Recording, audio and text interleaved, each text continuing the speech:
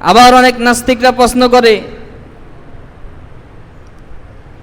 যে অজু ছুটে যায়, যে আপনার উজু করি, মুসলমানরা উজু করি, আপনার অজু যায় প্রস্রাব পায়খানা করলে, বায়ু বের হলে, তাহলে প্রস্রাব পায়খানা বের হয় আপনার নিচের রাস্তা দিয়ে, প্রস্রাবের রাস্তা দিয়ে প্রস্রাব বের হয়, পায়খানার রাস্তা দিয়ে পায়খানা বের হয়, বায়ু বের হয়, তাহলে সেখানে কোনো গোসল নাই, সেখানে ধৌত করা লাগে না, কিন্তু ধৌত করি মুখ, হাত, পা।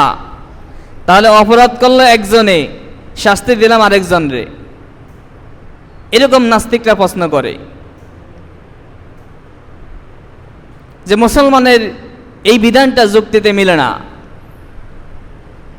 আপনি অবাক হবেন, ইসলামের কোনো বিধান যুক্তির বাহিরে নাই। প্রত্যেকটা বিধান, একবারে প্রত্যেকটা বিধান যথাযথ বিধান।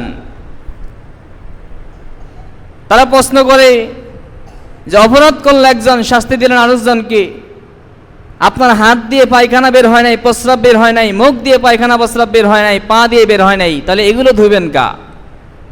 শীতকালে হাত পা ধুইলে হাত পায়ের কষ্ট হয় না?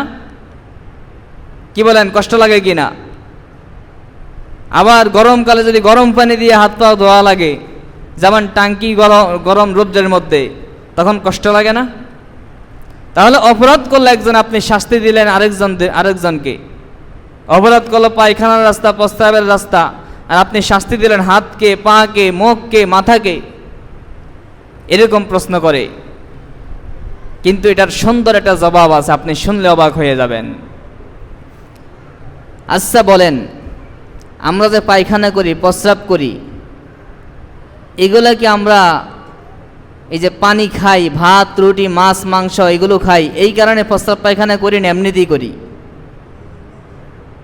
কি বলেন, খাবার দাবারগুলা প্রস্রাব পায়খানার মাধ্যমে বের হয় না এমনিতেই বের হয়? তা খাবার দাবার খাই, যার কারণে আমাদের প্রস্রাব পায়খানা বেগ হয়। এই খাবারটা খাই কি দ্বারা বলেন তো? মুখ দ্বারা খাই কিনা বলেন?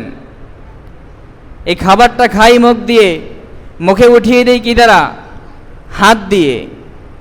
আর এই খাবারটা গ্রহণ করার জন্য, খাবারটা অর্জন করার জন্য আমার চলতে হয় কি দিয়ে? পা দিয়ে।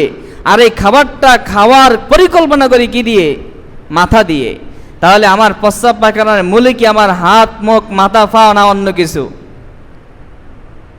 এই যে আমার প্রস্রাব পায়খানা হয়, এর মূলে কিন্তু আমার হাত, মুখ, মাথা, পা এগুলো, যার কারণে আল্লাহ বিধান করে দিয়েছেন এগুলো ধুইতে হবে, এগুলো পবিত্র করতে হবে।